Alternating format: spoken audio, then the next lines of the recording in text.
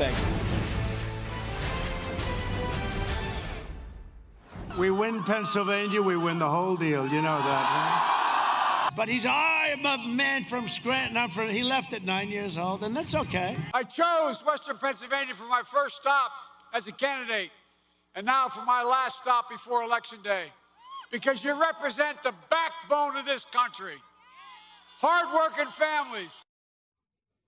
Biden both campaigning hard in Pennsylvania in the final days of their campaigns. The Keystone State, of course, is crucial to both sides as the two men battle for its 20 electoral votes. Let's bring in Senator Chris Coons, a Biden campaign advisor and member of the Senate Judiciary Committee. He joins us now. Senator, great to have you this morning. So tell us about it. Why is Pennsylvania so key to Joe Biden's election?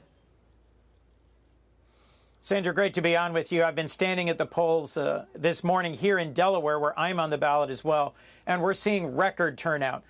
There are 100 million folks who've already voted absentee or by mail, and there's a dozen states where the counting begins today. It doesn't end today. Pennsylvania is likely to be one of those key swing states that may well decide this election.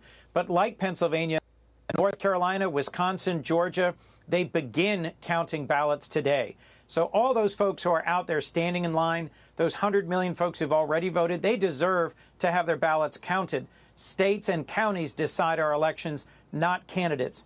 And I know, and Joe knows, that if every ballot is counted and counted fairly, Joe Biden and Kamala Harris will win tonight. So if it does come down to Pennsylvania, Senator, are you suggesting that there's no circumstance in which either candidate could declare victory tonight?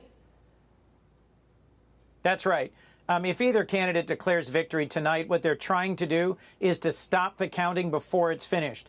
In Pennsylvania, it's clear they won't be done counting for days. That's what the segment that was on just before this interview was making clear.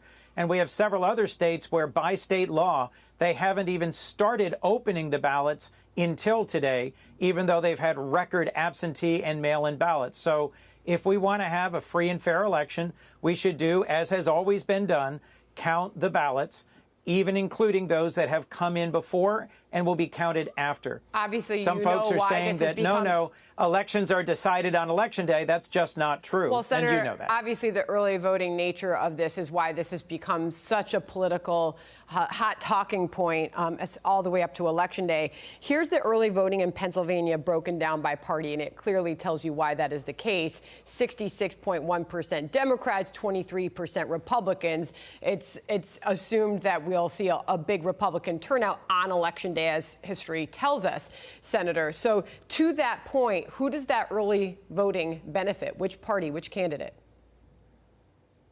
Well, the early voting, if those ballots are all counted fairly, benefits our nation. We should want every ballot to be counted.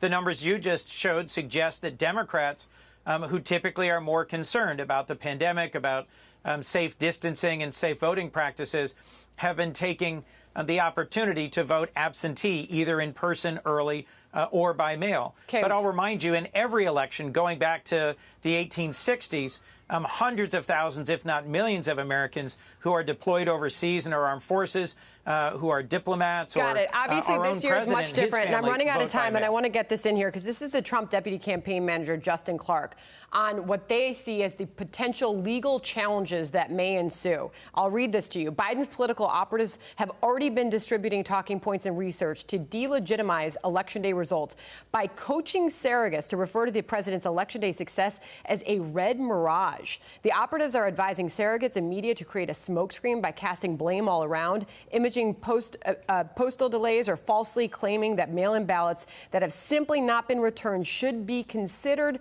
legitimate votes that need to be counted. How do you respond to that, Senator? First, I am a top Biden surrogate. I've heard nothing about the talking points I've gotten do not reflect anything like what you just said. They are simply every vote should be counted according to the rules and the laws of the state in which they're cast.